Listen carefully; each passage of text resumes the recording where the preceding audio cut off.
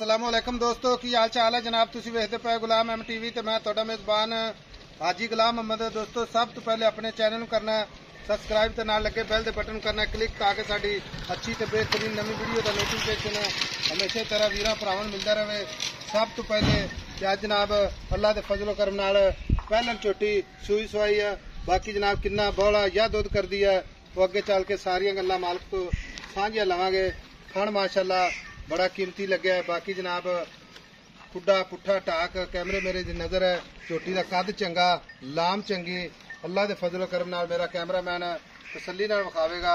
मेरे भरावां ने तसल्ली करनी है। बाकी लैने देने हमेशा की तरह मुकद्दर।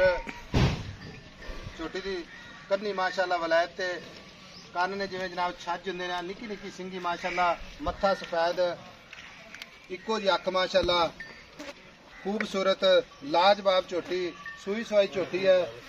बाकी जनाब किन्ना मालक मुल करदा सारियां गल्लां मालक तो सांझियां लवांगे।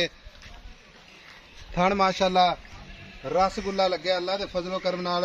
झोटी पूरी बरीक नीली दा तोहफा भरावां वास्ते अल्लाह दे फजलो करम नाल इंशाअल्लाह लैके हाजिर हो गया। बाकी जनाब सारियां गल्लां मालक तो सांझियां लैने आ। अस्सलाम वालेकुम जी। वालेकुम सलाम भाईजान की हाल है? ठीक ठाक मौलवी साहब। झोटी आपनी सूई नूं कितने दिन हो गए? आज तीसरा दे जी। आज 3 दिन हो गए ने सूई नूं। ते सुआ किनवा सूई है? पहला सुआ सूई ते सूई नूं 3 दिन हो गए। हां मुंह च चौगी। मुंह चौगी। हां जी पूरी नीली दी धुन्नी कोड़ी तू साफ है। साफ ऐनी के मार तमाम बमोली कोई नहीं। एड़ा मोटा रोग रोग दा थान लगो है मोट भर पूरा मोट भर। अच्छा चोटी खड़ी है सूई? हां जी चोटी चो लेनी है? बिल्कुल चो ले। तसल्ली करांगे। तसल्ली चोटी में छट्टा फुआरा वादा घाटा होवे छट्टा फुआरा होवे गड मरोड़ी होवे झोटी आपनी होसी खुद तो लेके नास तक गारंटी। बिल्कुल गारंटी मगर हर तरह दी। ते मगर एदा की है? कट्टी मगर कट्टी विखानी क्या? कट्टी अगे बैठी मैं दिखाना। अच्छा विखाओ जी कट्टी भी। मगर कट्टी सूई नूं 3 दिन पहला सुआ सूई है। पहलन चोटी माशाअल्लाह बड़ी लाजवाब। लो जी आप मगर कट्टी माशाअल्लाह हाजिर वक्त जनाब बौड़ा जेड़ा करती पई है बाद नहीं दसना बिल्कुल भी नहीं। आप पूरा ही दसा जिन्ना 2 टाइम अगला 5 तो 5 बजे तसल्ली करे अगला तसल्ली कर लवे। किन्ना बौड़ा करती पई? ए 6 किलो सुबह 6 शामी 12 किलो 2 टाइम दा। हां दसन दिन मामे हर कोई 15 किलो दसी जावे 16 दसी जावे। अच्छा ये दूध तक करना वाली हुन सही वाली बोले सी ते 12 गड्डियां ठंडियां दो बाकी मैला शेरा सट्टेगी 15-16 किलो 15-16 किलो ते पहुंच जानी अल्लाह दे हुक्म नाल। 12 किलो झोटी दा कद है ना चंगा कद है झोटी दा।